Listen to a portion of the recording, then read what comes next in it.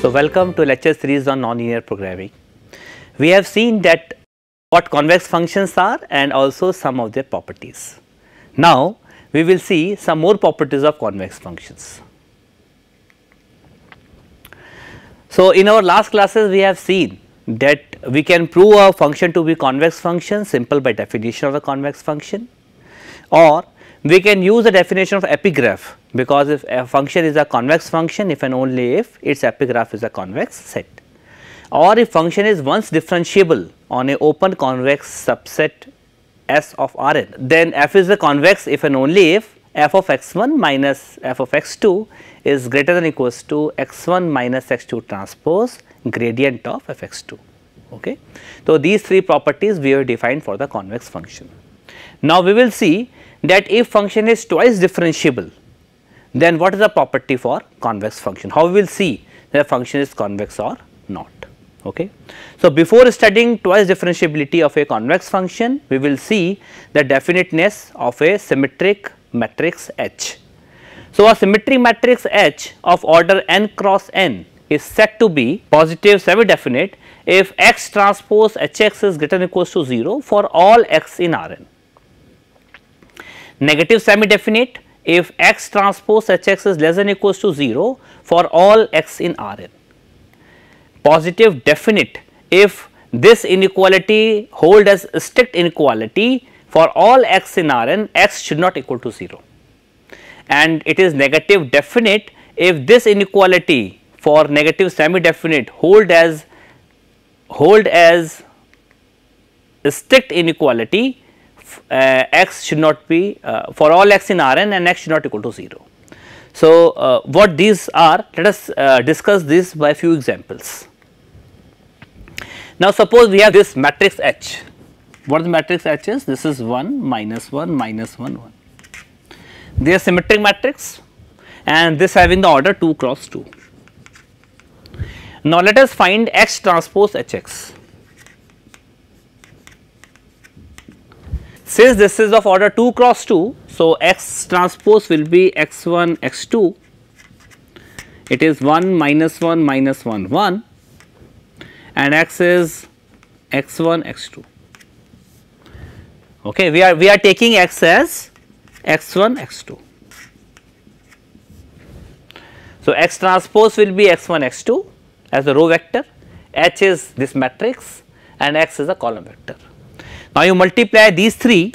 So, what we obtain when you multiply these three? So, it is x1 minus x2, it is minus x1 plus x2 and this is equals to x1 minus x2 plus x2 minus x1 plus x2, which is equals to x1 square plus x2 square minus 2 x1 x2 and this is x1 minus x2 whole square. And of course, this quantity is greater than or equal to 0 for all x1 and x2. Okay. So, we say that this matrix H is positive semi-definite.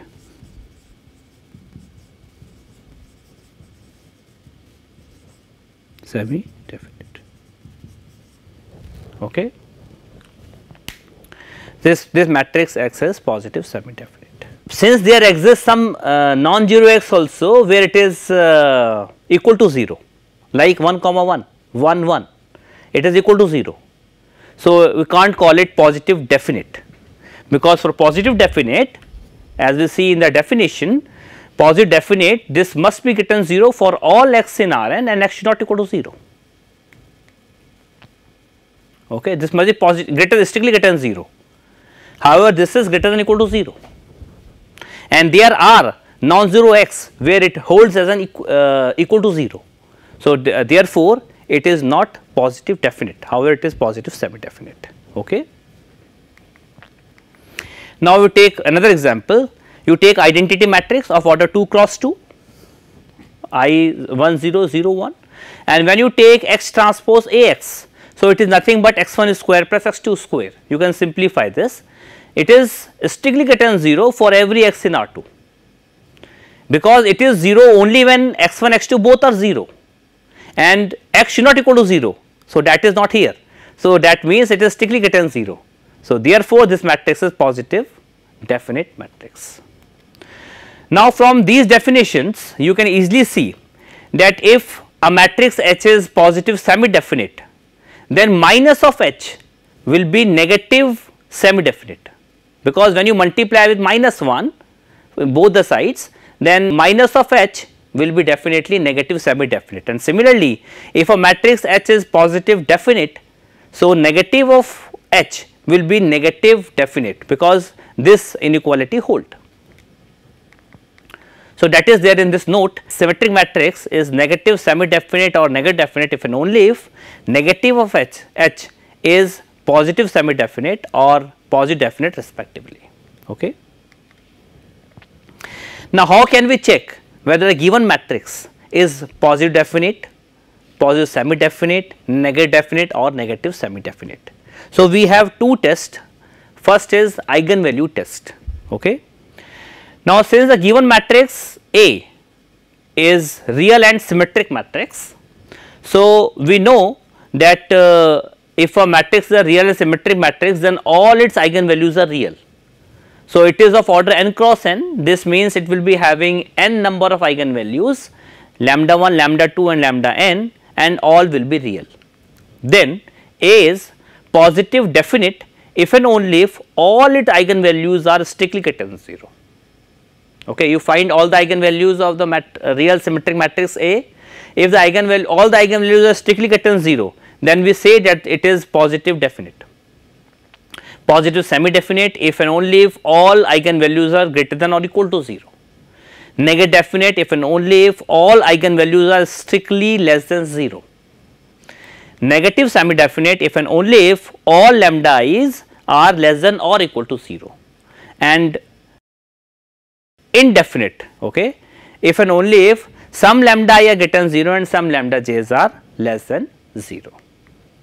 Now, finding an eigenvalues always is not a simple task. If we have a matrix of order 4 cross 4 or 5 cross 5, then always finding eigenvalues of a matrix to check the definiteness of a symmetric matrix A is not an easy task. So, we have another test also which we call as principal minor test. Now, what it is? First we understand what principal minor is, then we go to a test, that how using this test we can check, we can find whether a matrix A is positive or negative definite. Okay. So, a minor of matrix A of order k is principal, which you call as principal minor, if it is obtained by deleting n minus k rows and n minus k columns. You delete n minus k rows and n minus k columns from a n cross n matrix, you got a matrix of order k cross k. The determinant of that matrix is called principal minor matrix. Okay. The leading principal minor of A of order k is the minor of order k obtained by deleting the last n minus k rows and columns. We will understand this by an example. Okay, what this means? Let us understand this by an example. Suppose you have matrix given here A equal to 1, 2, 3, 4. If you delete, it is 2 cross 2. Okay. And you have to delete n minus k rows and columns from the last. Okay. Now, n is 2.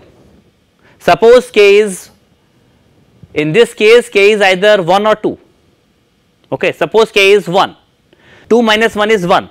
So, you delete last one row and one column, you delete last one row and one column. So, you will left with D1 means principal minor of order 1, which is 1, which is this element. Now, when you take D2 is simply determinant of n minus, you do not delete any rows and columns, 2 minus 2 is 0. So, that means the full matrix 2, 3, 3, 4. that is nothing but 4 minus 6, which is minus 2. So, this is how we can find the determinants of leading principal minors. Okay.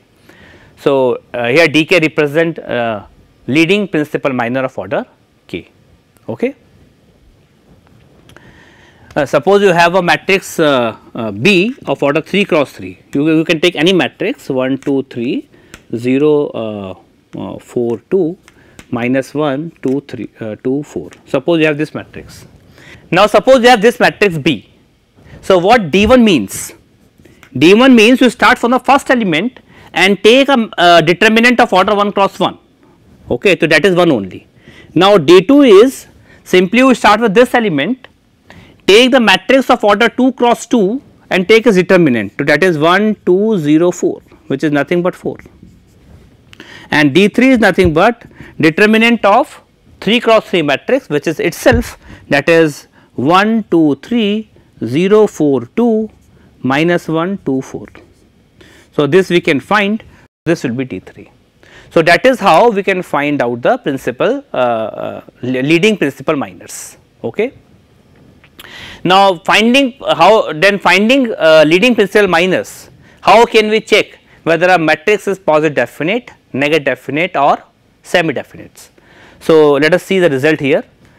Let A be a symmetric n cross n matrix, then A is positive definite if all the leading principal minors of the matrix A are strictly greater than 0. Okay. It is positive semi definite if and only if D1 is strictly greater than 0 and all other principal minors are greater than or equal to 0. It is negative definite if and only if D1 is less than 0, D2 greater than 0, that means minus 1 raised to power n, Dn is strictly greater than 0. And negative semi definite if and only if D1 is less than 0, D2 greater than equal to 0 and so on, such that this quantity is greater than equal to 0. Okay. We have the alternate signs in negative definite because a matrix, if a matrix A is negative definite, that means negative of A is positive definite. If a matrix A is negative definite, this means negative A is positive definite. And what is the determinant of negative of A? That is nothing but minus 1 raised to power n determinant of A, that we already know by the properties of determinant. Okay. Now D1 is of order 1 cross 1, so it will be negative because you substitute n equal to 1 here, and D2 is of order 2 cross 2, so it will remain positive. Okay. And D3 is of order 3 cross 3, and when you substitute n equal to 3, so it will become negative. So, from here we can conclude that if we have a positive definite, that is all leading principal minors are strictly greater than 0, then for negative definite we have an alternate signs. Okay. Now, let us see some examples based on this to check the definiteness of a matrix A. Now, suppose Q is a matrix and Q is given by, it is 8 4 4 2. So, what will be D1 here? D1 is 8, 1 cross 1, which is strictly greater than 0. What is D2? D2 is determinant of 8 4 4 2, which is 16 minus 16, which is 0. So, D1 is strictly greater than 0 and D2 is equal to 0. That means, by this test, what we can say? By this test we can say that it is positive semi definite, because D1 is strictly greater than 0 and D2 is greater than equal to 0. So, we can say that the matrix Q is, this implies matrix Q is positive semi definite. Okay. Now, we take another example. Suppose we have matrix A here. Okay. Now, what is matrix A? You can easily see the matrix A is 3 0 3 0 1 minus 2 3 minus 2 8. Now, when you take D1, D1 is a leading principal minor of order 1 cross 1, which is 3. and it is strictly greater than 0. D2 is leading principal minor of order 2 cross 2. So, that is determinant of 3 0 0 1, which is 3 only and greater than 0. Now, D3 is determinant of the full matrix A, which is 3 again, and it is strictly greater than 0. All the leading principal minors are strictly greater than 0. This means matrix A is positive definite, okay, because of this result, positive definite if and only if all leading principal minors are strictly greater than 0. Now, we have the result for the convex function. Okay. We understand what positive semi definite or positive definite means. Now, we can state a result for a convex function. Let S be a non-empty open convex subset of Rn, and f is a function from S to R be twice differentiable on S. Okay. Then f is a convex function on S if and only if the Hessian matrix, which is gradient square f x, is positive semi definite for all x belongs to S. So, this is Hessian matrix we have already defined. So, f is a convex function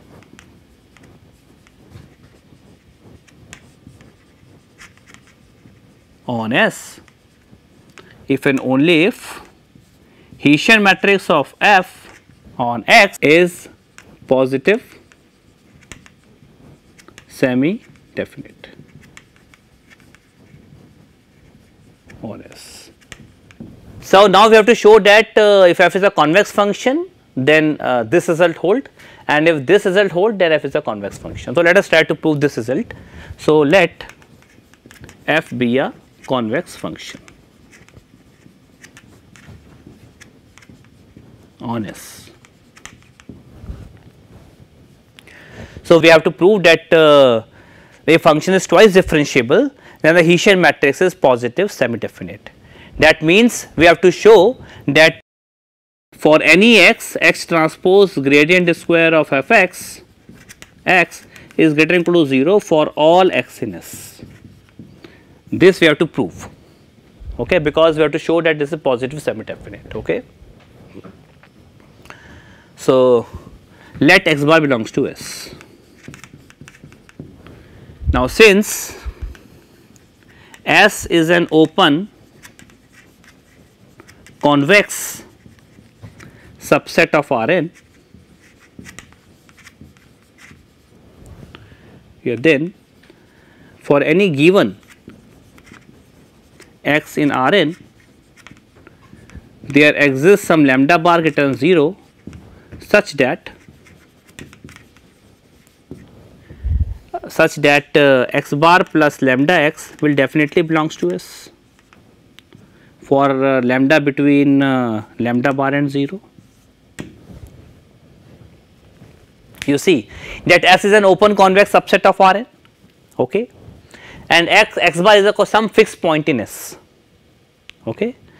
Now, for if this is an open convex subset of Rn, so for any given x, you take any arbitrary point x in Rn, there will always exist some lambda bar, no matter how small it may be, but there will always exist some lambda bar such that this point, which is x bar plus lambda x, will definitely belongs to S for lambda between 0 and lambda bar, because S is a open set. Okay. Then for the small value of this lambda, this x bar plus lambda x will belongs to S. Now, since f is a convex function, so we know that f of x bar plus lambda f x will be equal to f of x bar plus lambda x transpose gradient of f x bar. Because if function is convex, this means f of x1 minus f of x2 is greater than or equals to x1 minus x2 transpose gradient of f x2 for all x1 x2 in S.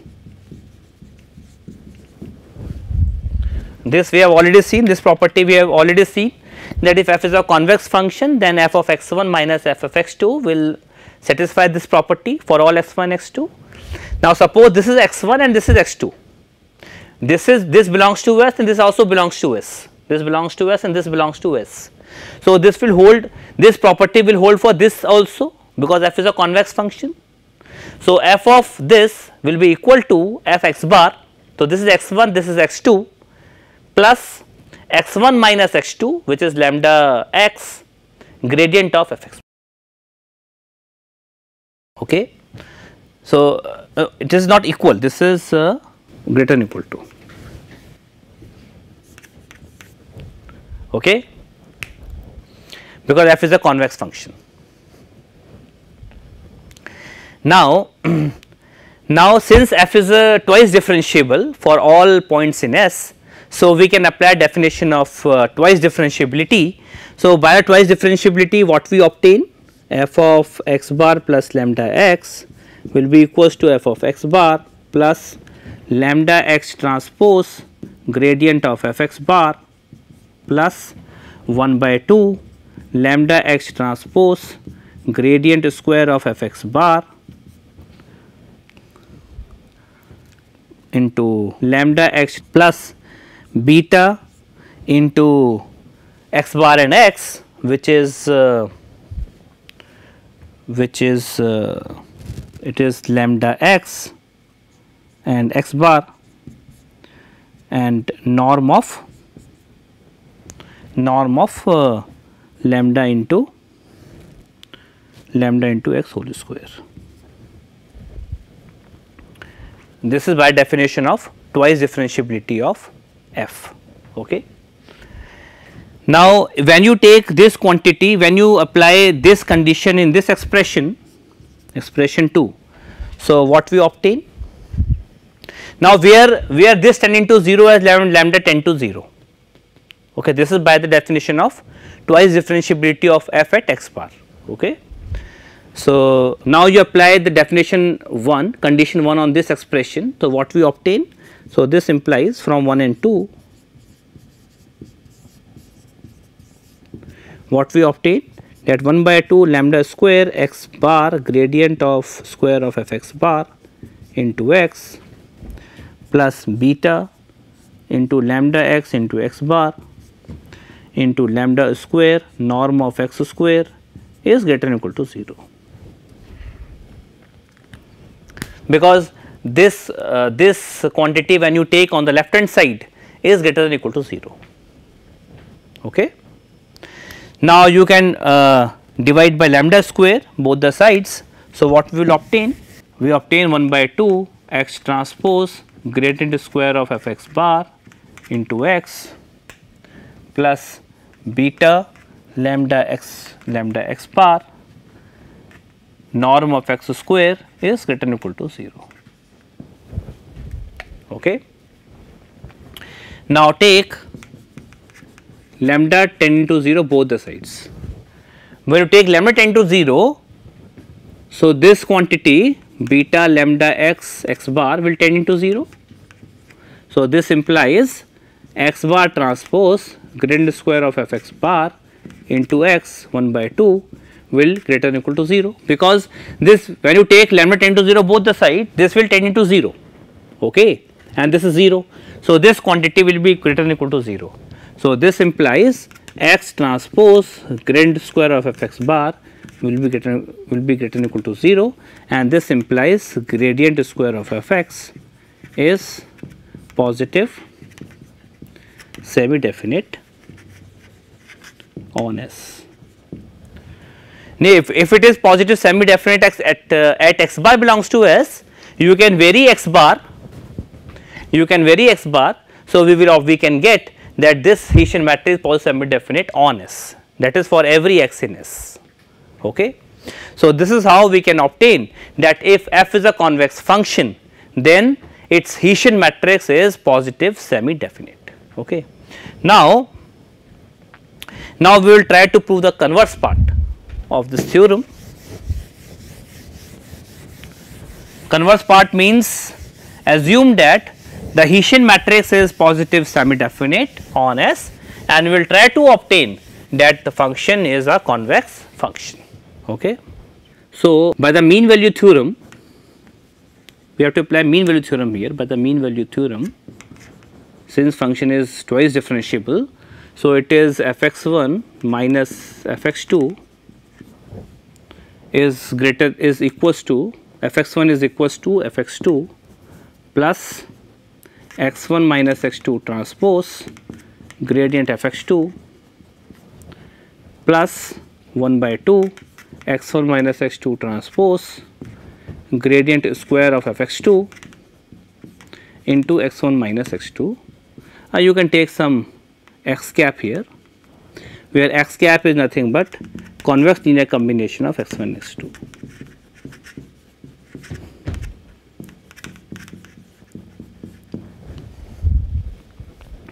This is by the mean value theorem. If you apply mean value theorem in the function f, then by the mean value theorem, since function is twice differentiable, so fx1 is equals to fx2 plus x1 minus x2 transpose gradient fx2 plus 1 by 2 of this quantity, where this x cap is a convex linear combination of x1 and x2. Okay.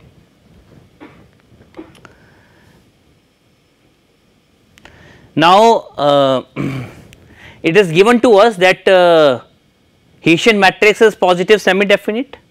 This means y transpose gradient of fx into y is greater than or equal to 0 for every y in Rn. Okay. This means this result. So, this means now this x cap is in R, because S is a convex set, okay, and this is any point in Rn. So, and since this is an Hessian matrix positive semi definite, so this quantity x1 minus x2 whole transpose gradient square fx cap x1 minus x2 will be greater than or equal to 0, because this is some point in Rn and this is in S, and Hessian matrix positive semi definite on S. So, this quantity will be greater than or equal to 0. Now, this quantity is greater than or equal to 0 means this implies that fx1 minus fx2 minus x1 minus x2 whole transpose gradient fx2 is greater than or equal to 0. So, this implies fx1 minus fx2 is greater than or equals to x1 minus x2 whole transpose gradient fx2. So, this implies f is a convex function on S. So, that is how we can show that f is convex if and only if its Hessian matrix is positive semi definite. Okay. So, we have various examples now to illustrate, to see. Suppose function is from R to R and fx equal to x square. Now, when function is from R to R, what is the Hessian matrix of this function? Hessian matrix is simply second derivative of f. So, second derivative here is, the first derivative is 2x and the second derivative is 2, which is greater than 0. That means it is positive semi definite, and that means function is convex. Okay. Now, similarly, you take f equal to, suppose e raised to power x, x belongs to R. You take the first derivative is e raised to power x, second derivative is again e raised to power x, which is strictly greater than 0 for all x in R. So, that means this function is convex function. Okay. In fact, these are strictly convex, because if Hessian matrix is strictly, Hessian matrix is positive definite, then function is strictly convex. Okay, because if Hessian matrix is positive definite, then the function is strictly convex. We have a result this. Okay. Similarly, suppose you have x1 square plus x2 square. So, you find Hessian matrix of this function. Hessian matrix is nothing but del square f upon del x1 square, del square f upon del x1 del x2, del square f upon del x2 del x1 del square f upon del x2 square, and that is nothing but when you take derivative respect to x1 it is 2 0 0 2. So, to check whether this Hessian matrix is positive semi definite or not, we will find leading principal minus d1 is 2 which is greater than 0 and d2 is 4 which is again greater than 0. So, that means this is positive definite, that means function is strictly convex. Okay. So, we have the same result for strictly convex function also, that if Hessian matrix is positive definite, then f is strictly convex on S, but the converse may not be true. Like in this theorem we have if and only if condition, that if a function is a convex function if and only if the Hessian matrix is positive semi definite for all x in S, but for strictly convex we do not have a if and only if condition. We have only the condition that if Hessian matrix is positive definite, then f is strictly convex. Now, why the converse is not true? We have a counter example like x raised to power 4. When you take this is graphically you can easily see that this function is strictly convex, okay. But when you take the second derivative of this function, this is 12x square, we can easily check, and which is not positive definite for x equal to 0. So, converse may not be true, okay. Now, let us check solve few examples using twice differentiability of the function f to see whether the function is convex or not, okay. Now, for concavity, if you want to see the concavity, the function f is a concave function on S if and only if the Hessian matrix is negative semi definite on S, okay. The same on the same lines we can obtain the proof. Now, suppose you have the first example f of x1 x2 which is given as 4 x1 square plus x2 square plus 4 x1 x2. Now, we will obtain the Hessian matrix of this function. What is the Hessian matrix of this function? It is del square f upon del x1 square, del square f upon del x1 del x2, del square f upon del x2 del x1, del square f upon del x2 square. What it is? It is 8, it is 4, 4, 2. Now, what is d1? d1 is 8, strictly greater than 0. And what is d2? d2 is 16 minus 16 equal to 0. So, that implies this del square f is positive semi definite, and that implies f is a convex function. F is a convex function. Now, similarly, you can check for the second problem. Suppose second problem is nothing but is G, which is x1 x2 plus 2 x1 square plus x2 square plus 2 x3 square minus it is 6 x1 x2, 6 x1 x3, okay. Now, if you calculate Hessian matrix of G, what will be Hessian matrix of G? First is del square G of del x1 square, which is 4, then del square G of del x1 del x2, which is 1, and then del square f of del x1 del x3, which is minus 6. Now, since it is symmetric, so these terms will come here. Now, del square f G upon del x2 square, which is 2, and x2 x3 it is 0, again symmetric, this will come here. And what is del square G upon del x3 square? From here it is 4. So, this will be this matrix. Now, what is d1? d1 here is 4, strictly greater than 0. What is d2? The leading principal minor of order 2 cross 2, which is determinant of 4 1 1 2, which is 8 minus 1 is 7, strictly greater than 0 again. D3 determinant of 3 cross 3, which is 4 1 minus 6 1 2 0 minus 6 0 4. When you take this determinant, so this is nothing but 4 8 minus 0 minus 1 4 minus 6 and it is 12. It is 12 minus 4 minus 72, which is negative. It is 32. So, it is negative. Okay. So, one is positive, positive and negative. So, that means matrix is indefinite. Hence, G is neither convex nor concave. So, in the next class we will see that how can we solve some problems if it is a convex programming problem. So, thank you.